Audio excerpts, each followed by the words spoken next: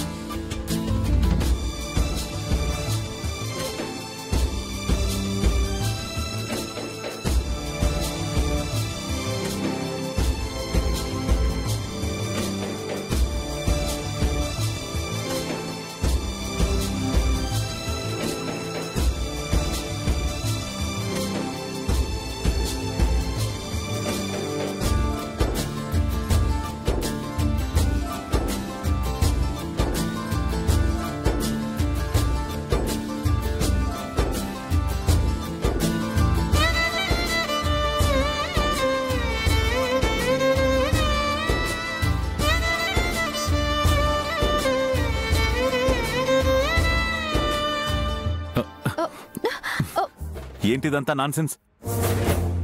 ఇక్కడేం చేస్తున్నావు? అది అది అందంగా ఉంటుందని గుమ్మానికి పువ్వులు కడుతున్నాను సార్. చూడ్డానికి మీకు కూడా కళ్ళకి ప్రశాంతంగా ఉంటుందని, మనసుకి శాంతిగా ఉంటుందని. నాకు మాత్రం చాలా చిరాగ్గా ఉంటుంది సార్. చూడు, ఎదుటి వాళ్ల గురించి ఆలోచించడం మానేసి నీ గురించి నువ్వు ఆలోచించడం నేర్చుకో. నీ లైఫ్ బాగుంటుంది. అది కాదు సార్, నేను మీకు థ్యాంక్స్ చెప్పాలని చెప్పాను కదా. ఎదుటి వాళ్ళకి ఏం చెయ్యాలి, ఏం చెప్పాలి అనేది కాదు. నీ లైఫ్ బాగుండాలంటే ఏం చేయాలో అది చెయ్యి. ఇంకొకసారి ఇలాంటి సిల్లీ థింగ్స్ చేసావో నేనేం చేస్తానో నాకే తెలీదు. అర్థమైందా?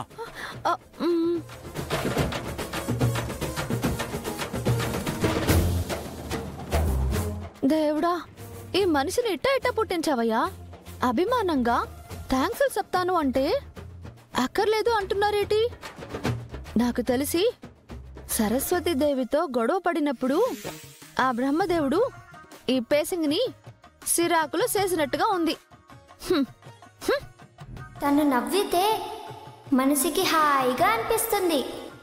అదే ఆ చిట్టి చెప్పిన రాజకుమారుడైతే థ్యాంక్స్ చెప్పగానే అందంగా ఒక నవ్వు నవ్వి ఎల్కమింగు అనేవారేమో. ఈ చిరాకు ఫేసింగ్ ని మర్చిపోవాలంటే వెంటనే సిట్టు దగ్గరికెళ్ళి ఎలాగైనా ఆ రాజకుమారుణ్ణి పిలిపించుకుని తనని కలిసి తీరాలి.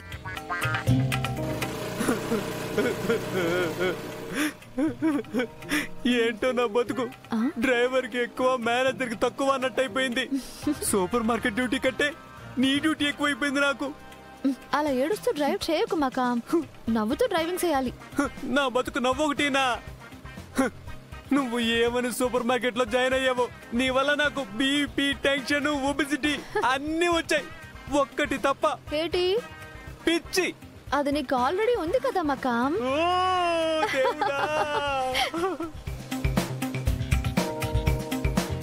మొన్నేమో ఫ్రెండ్ని కలవాలని చెప్పి తీసుకెళ్ళి నేరుగా సార్ దగ్గర ఇరికిచ్చావు.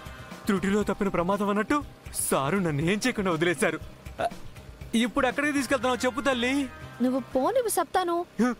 ఎక్కడ గేట్లోకా? అక్కడికైతే నాన్ రాను, నాకీత రాదు.